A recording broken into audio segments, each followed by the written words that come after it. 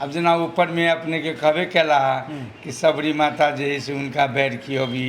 ओहो थीम ओहो रामायण से जुड़ल है, भगवान से जुड़ल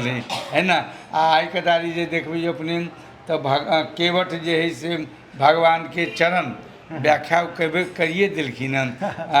चरण धोई छथिन आ चरण धोके भगवान और श्री माता के जे केवट जे है से नाव पर बैठा के आ गंगा जी के जे है से समुद्र जे है से पार करवबै छथिन से सीन सब बनल कि ये देखबी गाछी गाछी देखबी वो गाछी है वही गाछी पे विभिन्न प्रकार के चरा चुरुंगी ऐसे की होते कि देख मतलब यह के लोग या देखला से के बाद की बुझाई कि गाछ एक पर्यावरण के लागी है ना अति आवश्यक जीवन के लागी अति आवश्यक पेड़ है, पेड़ पौधा है। पेड़ पौधा पर जे अपने के चरा चुरुंगी सब रहे ओकरा सबके घरे हुए भेली है ना, ओकरा आश्रय हुए भेली, वही पर ओकर खानाई पीनाई, वही पर ओकर रहनाई, वही पर ओ प्रजनन वही पर करिए, उनकर बच्चा सब भी वही पर दिए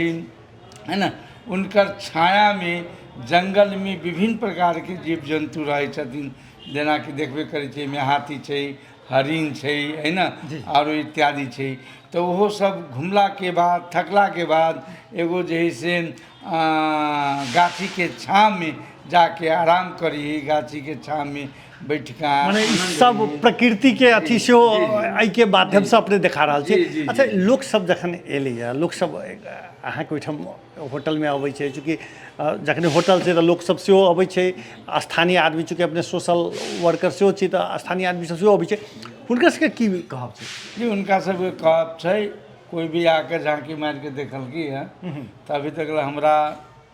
कोनो मतलब एहन नहीं, सब गोरा कहल कि नहीं कुछ हट के बनल है, बढ़िया बनल है ना। अब स्वयंवर वाला थीम या स्वयंवर वाला सीन तो हर जगह मतलब बनबैत रही, लेकिन वह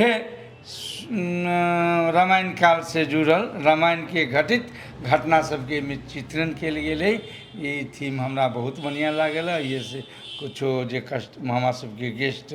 जे अबै छथिन रहै छथिन तो देख के बड़ा प्रसन्न भेलिए